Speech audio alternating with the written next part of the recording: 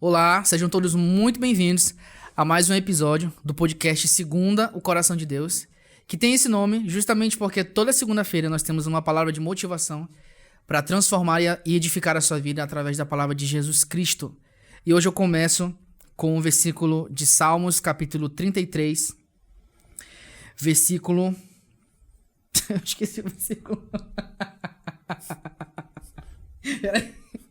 Eu vou continuar aqui. Do Feliz é a nação. Tá aqui.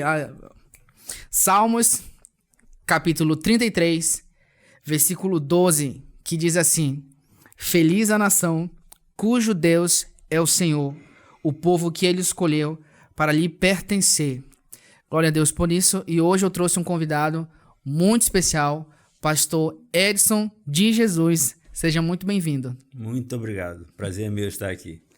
O pastor Edson hoje, que ele é responsável pela Igreja Batista Bíblica de Flores, que fica ali no bairro de Flores. No bairro de Flores, na Avenida Recife, ali, perto da rodoviária. Sim, que inclusive o pastor é uma pessoa muito querida, que sempre me motivou.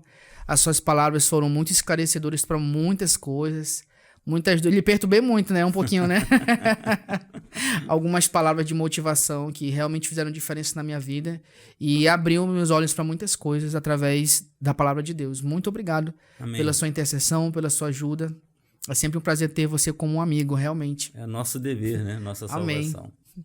E hoje nós vamos trazer um tema que eu vou ousar falar que é polêmico, porque sempre que se fala em política e religião, a gente sabe que gera muitos comentários, muitos pensamentos dispersos, mas a gente vai tentar aqui centralizar um pouco sobre a respeito. Deus e a religião. Especificamente falando sobre política, né? Então, a minha primeira pergunta hoje, falando sobre esse tema, é a seguinte: até onde vai a influência do pastor sobre o voto da ovelha? Tá.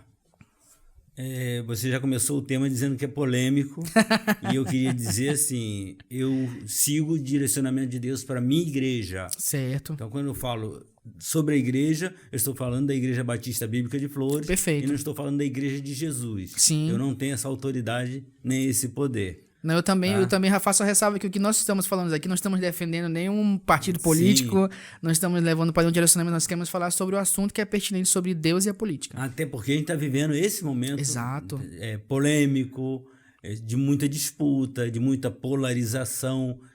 Eu até gosto da polarização, acho saudável, senão só se teria faz necessário, um partido. Exatamente. Tá? Mas a influência do pastor é pregar o evangelho. Ensinar a ovelha no caminho que ela deve andar. E ela tem inteligência o suficiente, tem a orientação do Espírito Santo para saber em quem votar, em qual partido votar. É essa única. O pastor não deve indicar um nome. Direcionar. Não deve. Não é a função do pastor. É porque realmente, falando sobre política, aproveitando para falar sobre o nosso atual presidente, acho que não tem como nós não falarmos, né? Jair Bolsonaro, quando ele lançou a sua candidatura, ele usava um slogan que era Brasil acima de tudo, Deus acima de todos. E embaixo ele continuava, e a verdade vos libertará. Se não me engano é isso mesmo. E houve uma grande movimentação, na época em que se foi lançado a candidatura dele, a respeito sobre Deus, né?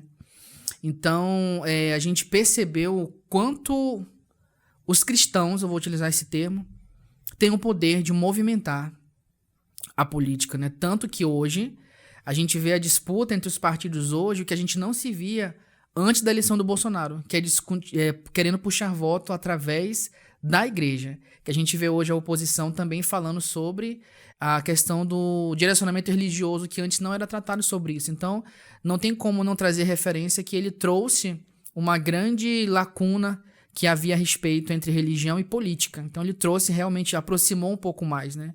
Não vou aqui dar créditos que usou de maneira correta ou não é esse o meu objetivo, como a gente falou, não é puxar partido para ninguém, né? Mas ele abriu uma porta em aproximar mais a igreja em relação à política. Tem outra coisa que a gente precisa ver, Jonatas. Eu sou de um tempo, não é que eu seja velho, mas eu Não, sou imagina. de um tempo que os crentes não eram esclarecidos. Sim, sim. Principalmente eu sou do interior do estado do Rio, papai é pastor da Assembleia de Deus. Então, normalmente, Não se tinha esse esclarecimento. papai era analfabeto, só para você ter uma ideia. Então, a gente não tinha conhecimento. Hoje o povo está esclarecido. Sim. Hoje a gente tem a notícia, a informação Na palma da ao vivo, 24 horas. Então, o povo está muito esclarecido. Claro que tem fake news, tem mentira, tem... Sim, mas o povo sabe. Já sabe discernir. O povo não é tão inocente assim.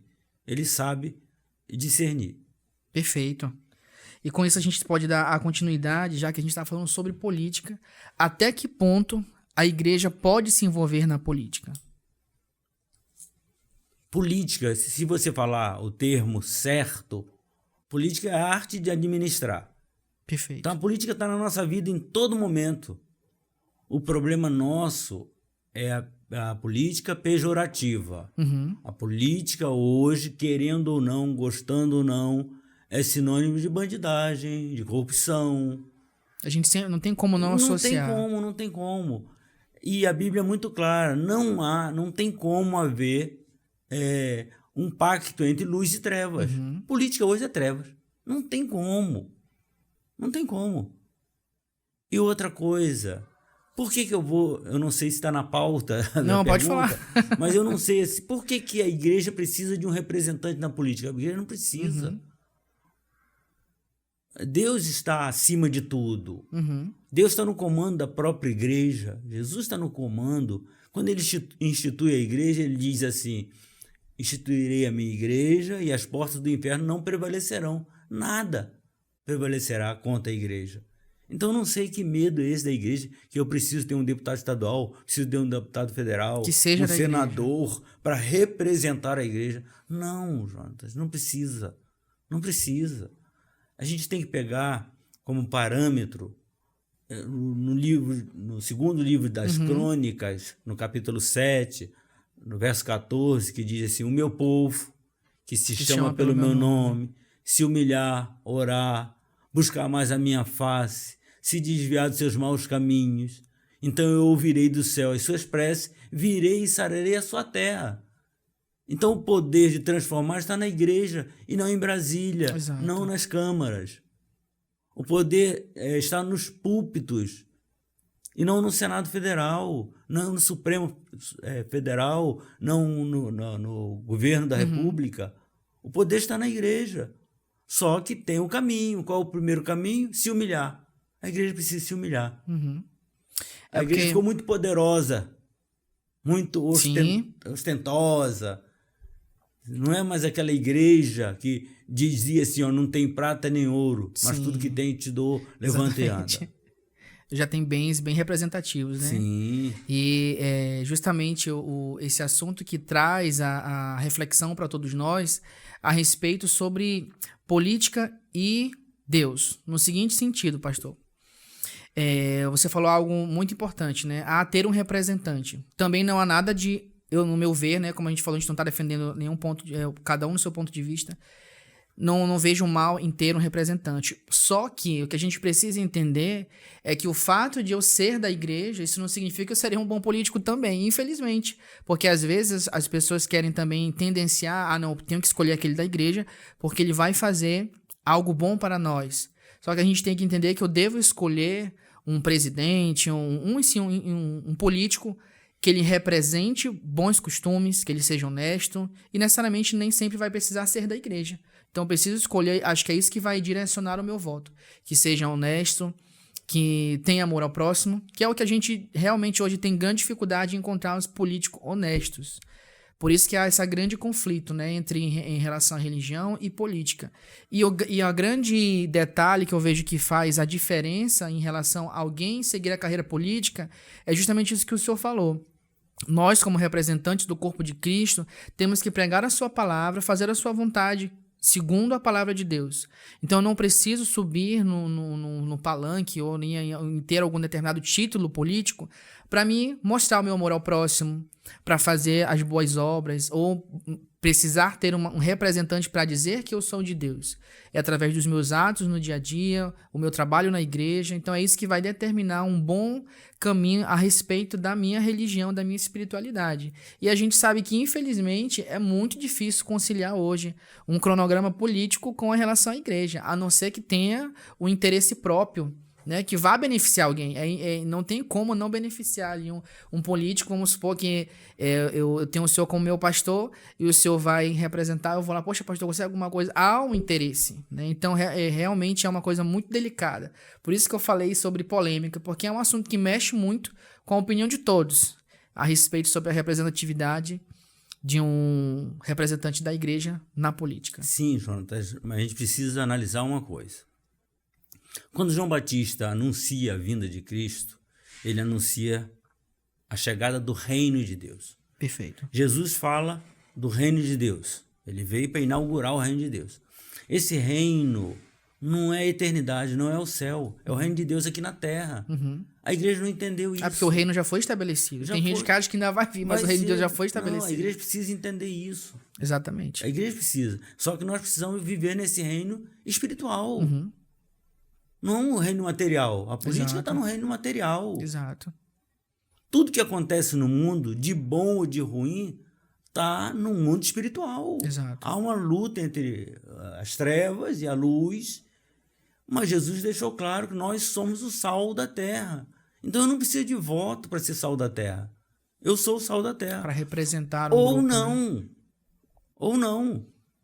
Porque a igreja, a despeito do crescimento do evangelho, começou a abrir concessões, então começou a aceitar certas coisas. Porque, é modernidade. Não, o evangelho não se moderniza. Exato. Deus não se modernizou, ele continua mesmo ontem, hoje e será eternamente. Amém. Então a gente não depende. Pelo contrário, é a política que depende da igreja. Nós que temos que nos humilhar, orar, buscar a face do Senhor, nos desviar dos nossos maus caminhos. Aí sim o Senhor vai ouvir a nossa prece e não vai salvar a igreja, não. Vai vir sarar a terra inteira. Então é a política que depende da igreja, não é a igreja que depende da política. Agora, precisa voltar a esse caminho. A humilhação, orar. E a oração hoje em dia são frases lindas, discursos lindos, mas sem o coração. Sim, verdade, a própria Bíblia, né? diz assim, é melhor você rasgar seu coração e não as vestes. Seja verdadeiro, Sim. não seja externo, não.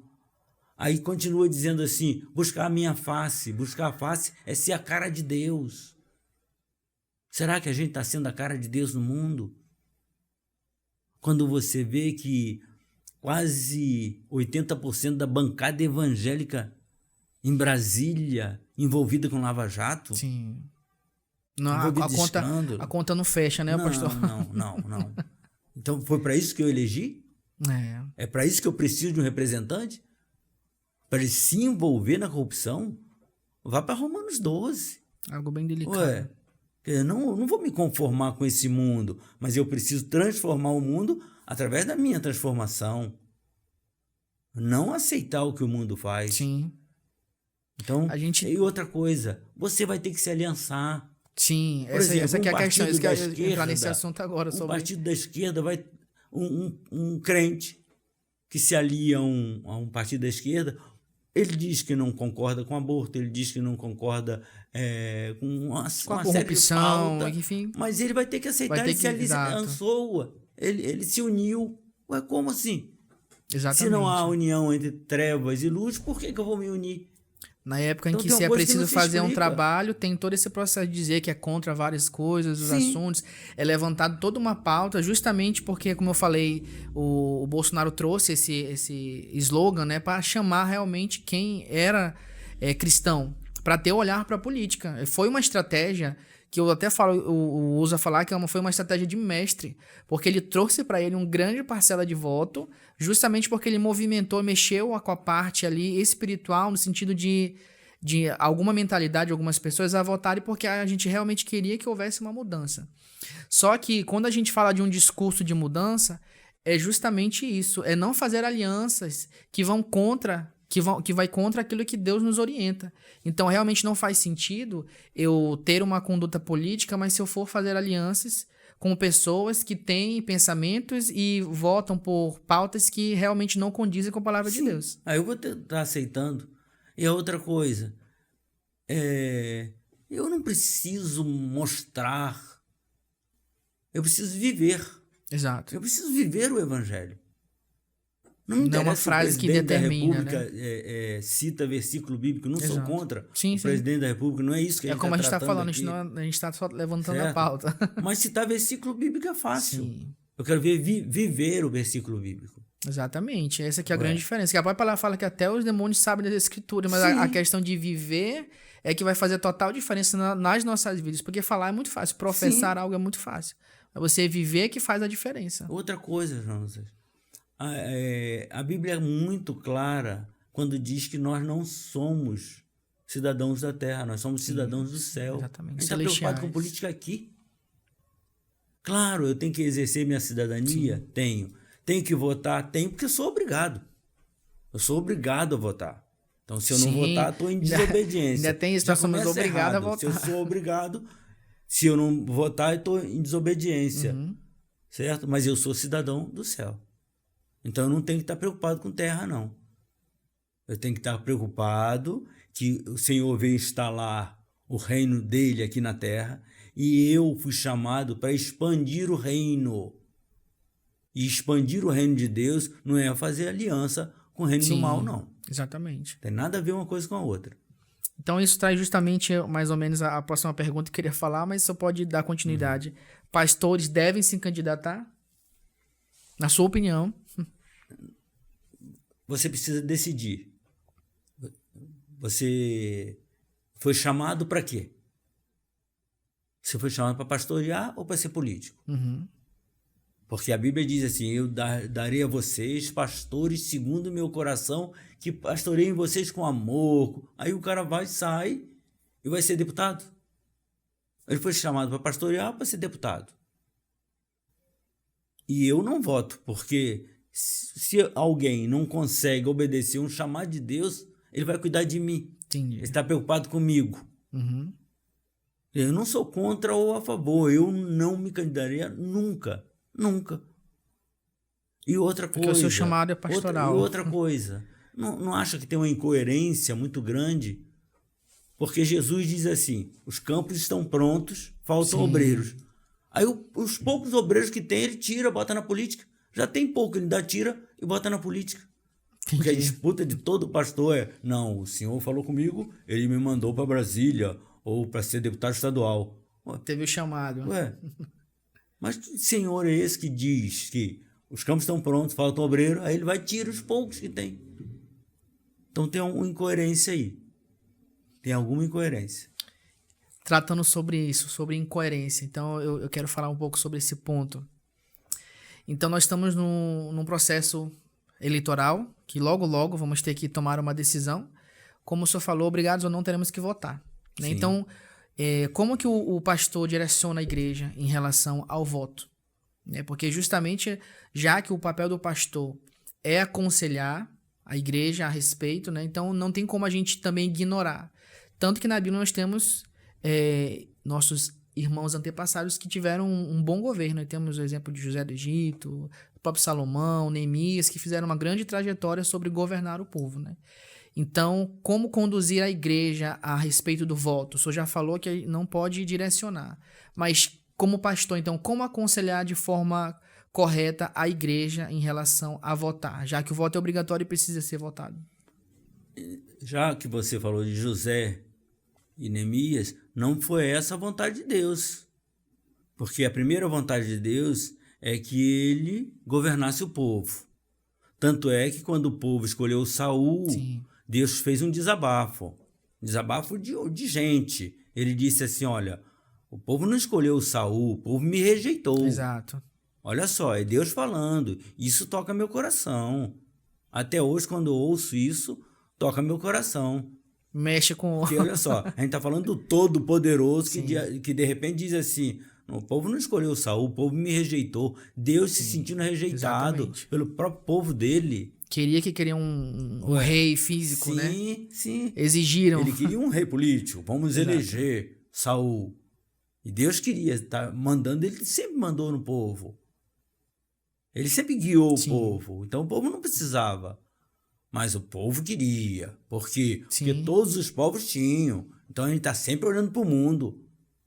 A gente não está olhando para Deus, está olhando para o mundo. Seguir o padrão já existente. Segundo, pega a pauta do político, vê a vida do político, ora antes de votar. Sim. E vê se aquilo condiz com a palavra de Deus, com a boa, perfeita e agradável vontade de Deus para a nossa vida.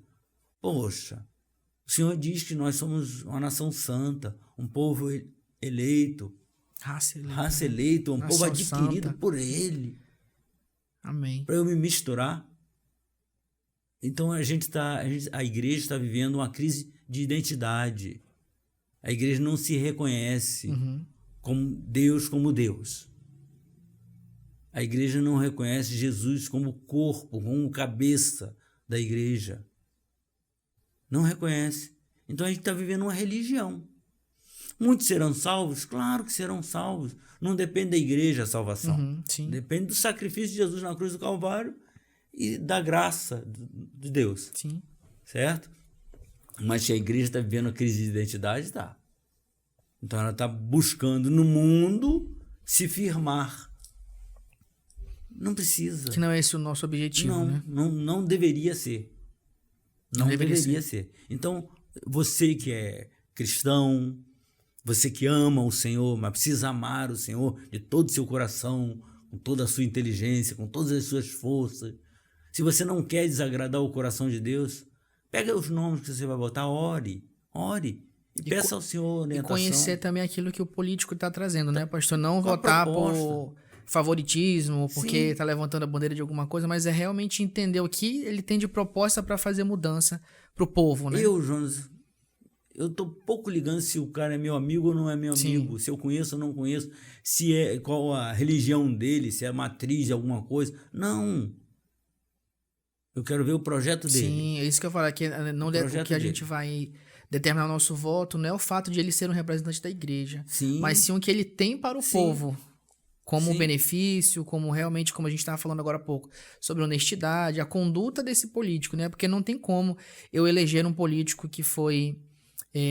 que é um ex-presidiário, que tem vários processos na COS, que se envolveu com Lava Jato, que não tem uma conduta adequada. Então, eu tenho que ter um direcionamento a respeito de quem eu vou votar. Né? Não levantar bandeiras porque as pessoas acham por favoritismo ou outro objetivo. Mas sim que queira fazer realmente um benefício para o povo. Né? E para a gente indo finalizar, na palavra de Deus fala, me corrija se eu estiver errado, que o povo tem o representante que merece. Sim. Então, me diga, nas suas sucintas palavras a respeito, então, na sua opinião, nós temos tido um representante que merecemos? O que é que falta para a igreja, então? Eu volto sempre para Crônicas 7:14. A igreja, o mundo depende da igreja, a política depende da igreja, não é a igreja que depende. A gente inverteu o valor. A igreja não depende de nada. Do que a igreja depende? Políticas públicas? Não, política pública é para todos. Sim. Não é só para a igreja.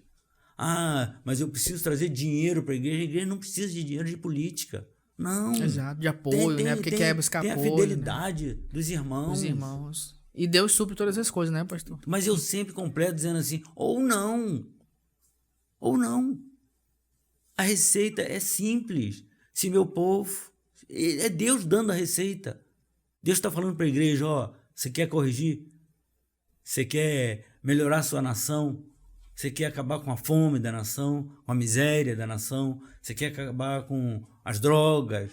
Com a violência? Se meu povo, que se chama pelo meu nome, se humilhar, orar, buscar mais a minha face, se desviar dos seus maus caminhos, então tem maus caminhos. Sim.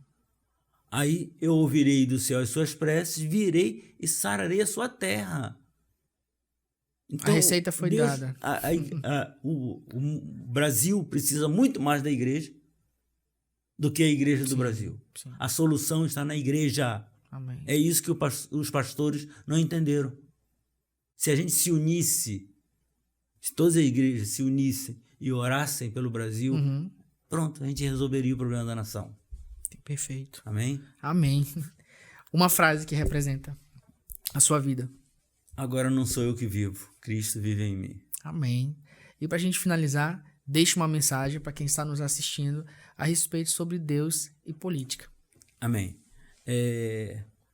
Nós fomos chamados para representantes de Deus aqui na terra. Nós somos embaixadores. Então o crente não é uma coisa qualquer, não é pouca coisa. É um embaixador do reino de Deus aqui na terra. Você somando a isso tem ainda, você é o sal da terra, a luz do mundo. Então salgue, ilumine com a sua oração, com seu voto consciente. Não deixe de votar, porque você vai estar em desobediência e você precisa ser obediente. Mas consagre seu voto ao Senhor, porque você consagrando o seu voto ao Senhor, você está se comprometendo com Deus. E quando você se compromete com Deus, Deus se compromete com você. Deus abençoe. Amém.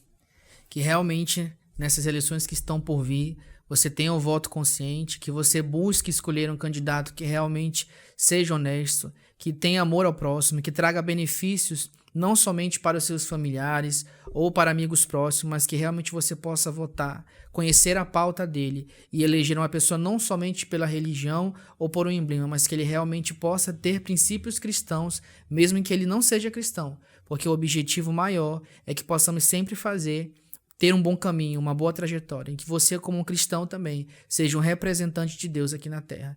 Deus abençoe. Obrigado, pastor. Muito obrigado.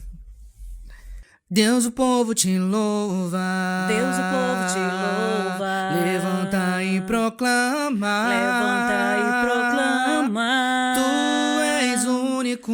Tu és único. Poderoso e santo. Poderoso e santo. Deus, o povo te ama. Deus, o povo te ama. Não há outro acima. Não há outro acima. Tu és único. Tu és único. Poderoso e santo. Poderoso e santo. Que nome abençoado. Que nome abençoado. Teu nome nos liberta. Teu nome nos liberta. Tu és único. Tu és único. Poderoso e santo. Poderoso e santo. Ale, ale, aleluia. Ale, ale, aleluia. A te damos a glória. A te damos a glória. Tu és único. Tu és único.